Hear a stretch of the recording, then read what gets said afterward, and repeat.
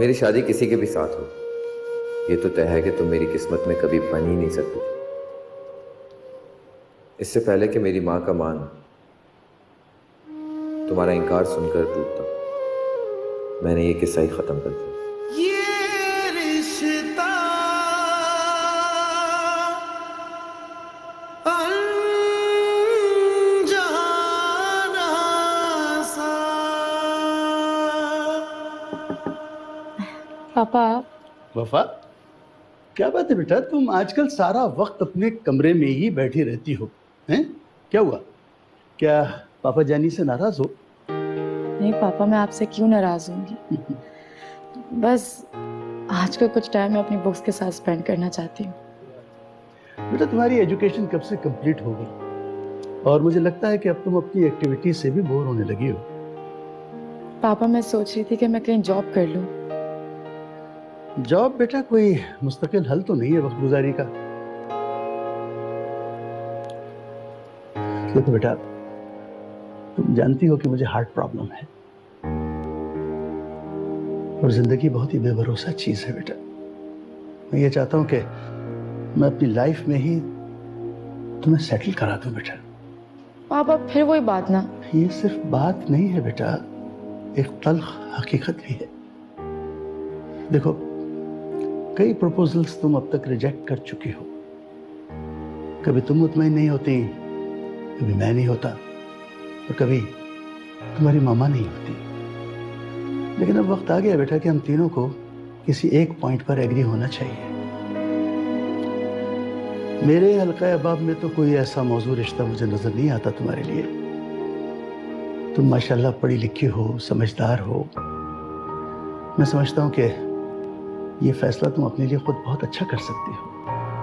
पापा, मेरी नज़र में कोई ऐसा लड़का नहीं है और मैं आपको पहले ही कह चुकी हूँ कि मैं सिर्फ उसी से शादी करूंगी जिसे आप पसंद करेंगे, और मैं अब तक उसी बात पे कायम हूँ। थैंक यू बेटा, थैंक यू वेरी मच। वैसे बेटा, ये जो बंटी है, ये कोई ऐसा बुरा लड़का तो नहीं? तुम बाहर सेटल होना नहीं चाह रही थी, इसलिए मैंने भी उसमें इंटरेस्ट नहीं लिया। लेकिन बेटा, अगर वो तुम्हारी शर्त मान लेता है और यहीं सेटल होने के लिए तैयार हो जाए तो मेरा ख्याल है कि हमें उसे कंसीडर करना चाहिए। बाबा, आप भी ना। पापा, मेरी बात तो सुनो बेटा।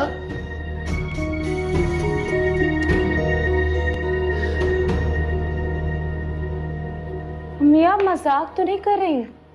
अरे मैं ऐसा क्यों करूंगी? मैं तो कभी मजाक में भी सोच नहीं सकती कि सजीला को अपनी बहू बनाऊं। लेकिन अम्मी, हम तो वफा बाजी के घर जा रहे थे, अब्बू अंकल से बात भी कर चुके और दादी भी मान गई थी।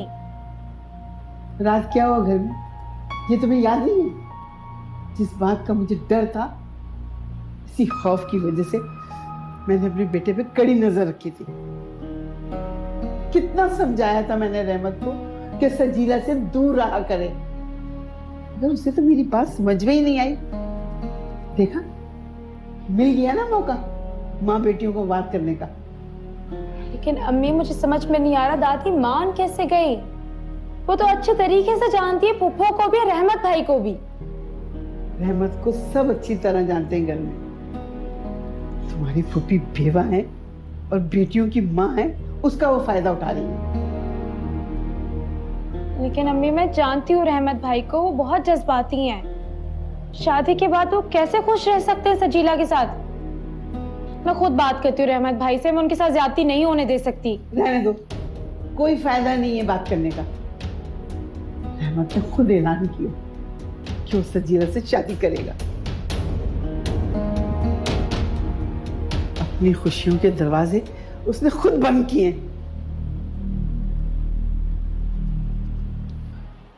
अरे मुबारक हो, मुबारक हो।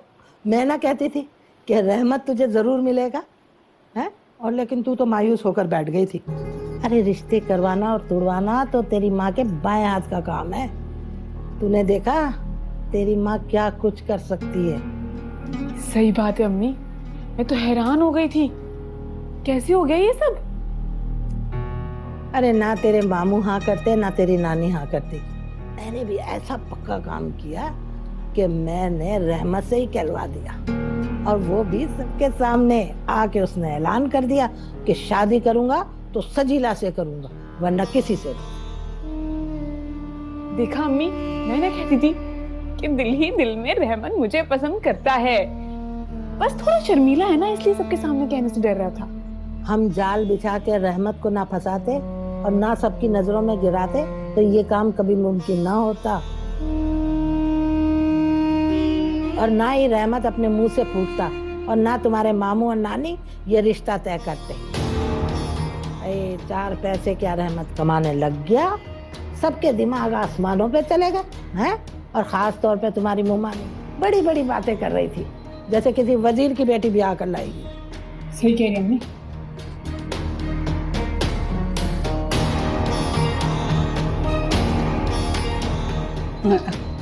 अच्छा, तो ये बात है।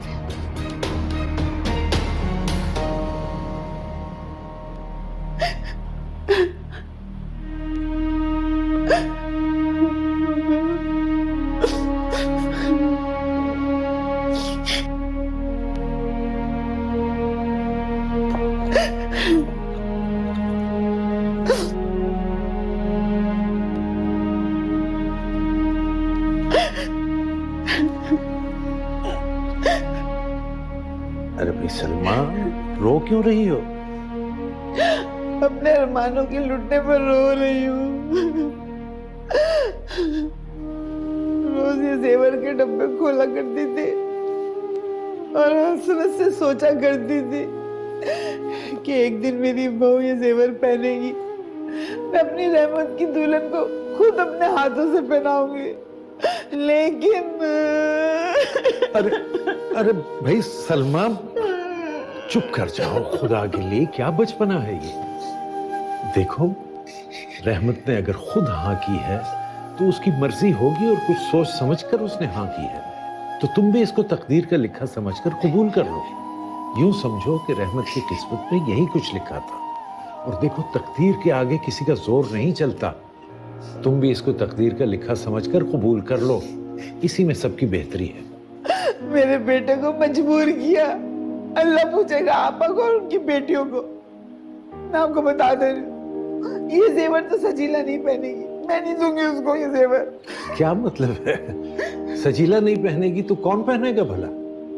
जिद मत करो सलमा, क्या मिलेगा तुम्हें इससे? मुझे कुछ मिले या ना मिले, ये जेवर सजीला को भी नहीं मिलेगा।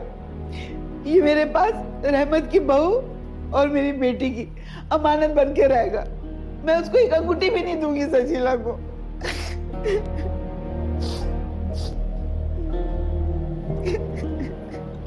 मैं जानती हूँ वफा को, उसको ज्यादा हैवी पहनना पसंद नहीं है, इसलिए मैंने उसके लिए बड़े लाइट और सटल कलर पसंद किए हैं। आई होप उसको अच्छे लगे। श्योर क्यों नहीं। क्या है ये सब? आप ये देखिए, कितनी खूबसूरत रिंग है, बाबरा ने अपनी पसंद से वफा के लिए ली है। देखिए ना, कितना खूबसूरत डिजाइन है ना इसका। डिजाइनर रिंग है, प्योर डायमंड लगा हुआ है इसमें। मैं अपनी बहू के लिए कोई ऐसी मामूली चीज तो नहीं लूंगी। होने वाली बहू? लेकिन वफा ने तो अभी। क्यों नहीं पसंद आएगी? वफा के किसी फ्रेंड ने अपनी एंगेजमेंट में इतनी खूबसूरत रिंग नहीं पहनी होगी। और ये क्या बात बात पे वफा का हवाला देते रहते हैं? बच्चों का क्या ताल्लुक इन सब मामलों से? आप ये सारे मामलात बस मुझ पे और बाबरा पे छोड़ दीजिए। मैंने अभी वफा से बात की है, वफा ने अभी कोई फैसला नहीं किया है। उसका फैसला सुनने से पहले आप लोग किस तरह आगे बढ़ सकते हैं? हुमैरा, तुम तो कह रही थी कि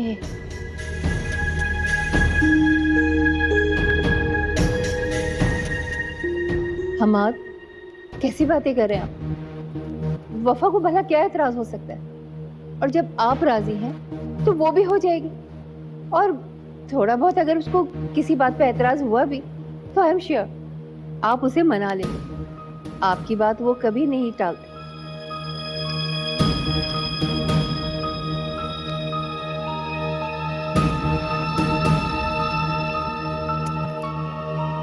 सब ठीक हो जाएगा, मैं कह रही हूँ। जब से ये औरत इस घर में आई है, मेरे घर का सुकून, मेरे अख्तियारात, मेरी औलाद की खुशी सब छीन ली। और अब मेरे इकलौते बेटे को भी छीनना चाहती। अम्मी ऐसा नहीं सोचते। क्या गारंटी है कि अगर हम अपनी पसंद की भाभी लेकर आएंगे तो वो भाई को हमसे नहीं छीनेगी?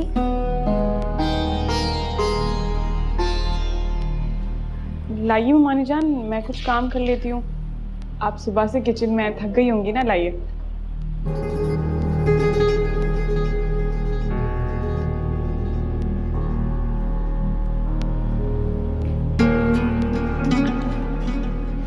सचो, क्या कर रही हो? वो रहमत के सिर में दर्द हो रहा था, उन्होंने उससे चाय मांगी तो मैंने सोचा अपने हाथ से ही बना लेती हूँ। तुम उसके लिए चाय क्यों बना रही हो? मेरा मतलब है तुम्हें तो उससे पर्दा करना चाहिए। जाके कमरे में बैठो। शर्म है अभी कोई चीज होती है। बेटा तुम ऐसा करो, भाई को चाय दियो और साथ में ना सर दर्द की गोली भी दे देना। जब से उसने इस रिश्ते के लिए हाँ की है, मुस्तकिल मेरे बच्चे के सर में दर्द रहने लगा है।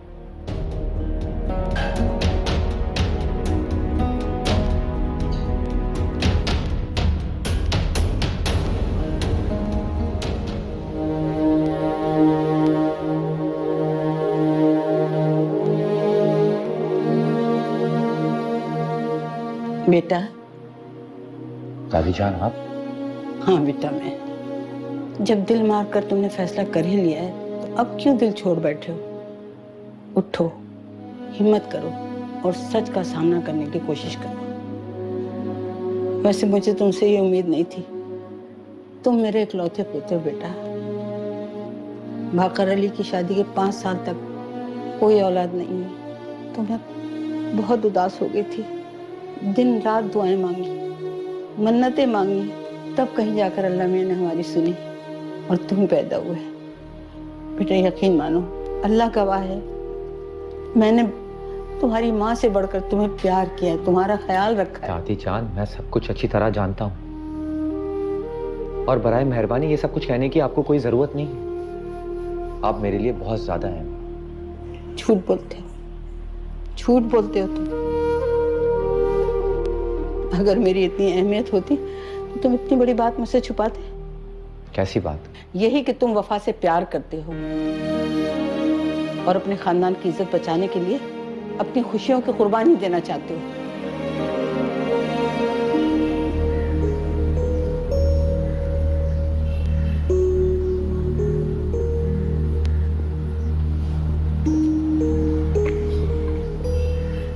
तो तुम यहाँ आओ, मैं तुम्हें पूरे घर में ढूंढता रहा। क्या बात है पापा? मुझे लग रहा है जब से वो वाकया हुआ है तुम कुछ परेशान। सब खैरियत तो है? हसन, मैं अपसेट इसलिए नहीं हूँ कि मम्मा हमेशा मेरे अगेंस्ट रहती हैं, जो कि मैं जानती हूँ कि मुझे सबसे ज्यादा हैरत पापा के रवैये पर है।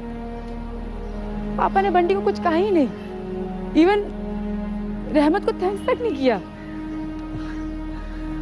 अरे भाई पता तो लगे कि तुम्हें बुरा किस बात का लगा।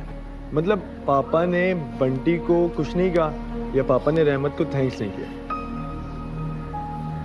पापा को रहमत के घर जाके उसको थैंक्स कहना चाहिए, क्योंकि ये पहली बार नहीं है कि रहमत हमारी हेल्प कर रहा है। बात तो तुम ठीक कह रही, but sister don't you think कि तुम रहमत के लिए कुछ ज्यादा ही सॉफ्ट कॉर्नर रख रही हो? क्या मतलब है तुम्हारा?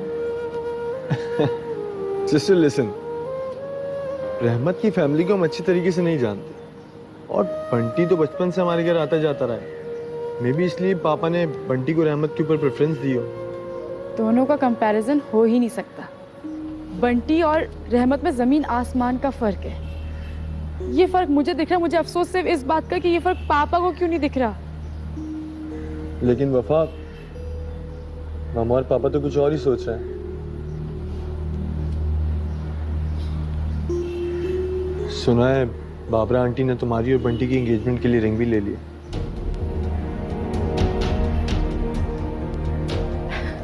नो वे भाई, मैं अभी वफा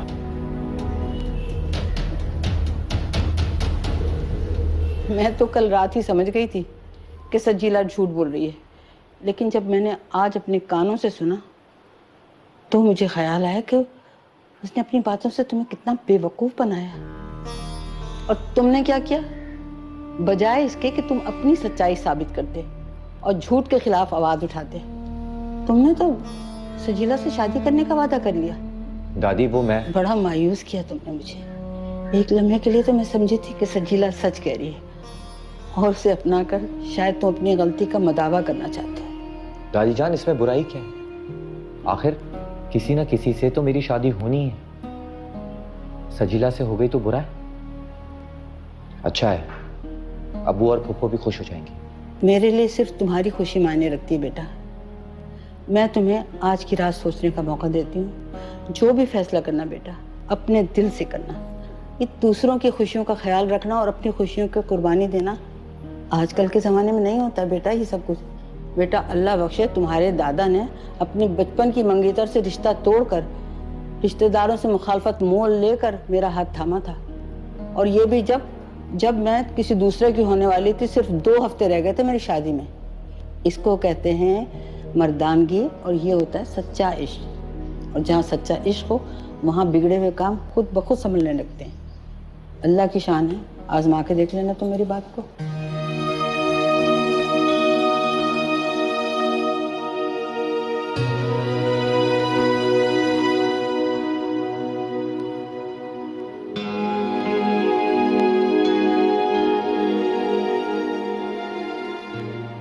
पापा ये सब क्या है? क्या हुआ बेटा, मैं समझा नहीं। आपको ना सब समझ आती है। आप जानबूझ के अनजान बनने की कोशिश कर रहे हैं। मुझे पता है पापा ये सारी बातें क्या चल रही है घर पे। रिलैक्स बेटा रिलैक्स, ऐसा कुछ नहीं है जिसके लिए तुम परेशान हो रही हो। और एक बात याद रखना कि जो कुछ भी हो रहा है या जो कुछ भी होगा तुम्हारी मर्जी के मुताबिक होगा। खुश? पापा मुझे समझ नहीं आ रही, आप कब से मम्मा की तरह सोचने लग गए? देखो बेटा, अगर मैं तुम्हारा पापा हूं तो वो भी तो तुम्हारी मामा है ना। कभी कभी हालात की बेहतरी के लिए कुछ मामलात में मुझे उसकी बात माननी पड़ती है बेटा, और वो भी तो मेरी बात मानती है ना। इसमें बुराई क्या है? पापा I just hate Bunty, I just hate him.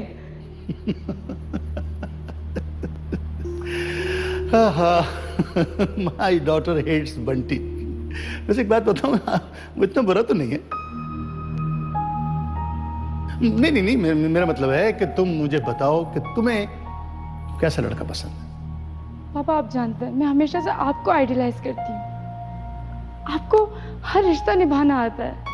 आप अपने पेरेंट्स के लिए एक काबिल फख्र औलाद हैं, एक अच्छे भाई, एक अच्छे शौहर और एक बहुत प्यार करने वाले फादर हैं आप। पापा मुझे आज भी आपकी बातों में, आपकी सोच में अपनी मिट्टी की खुशबू महसूस होती है।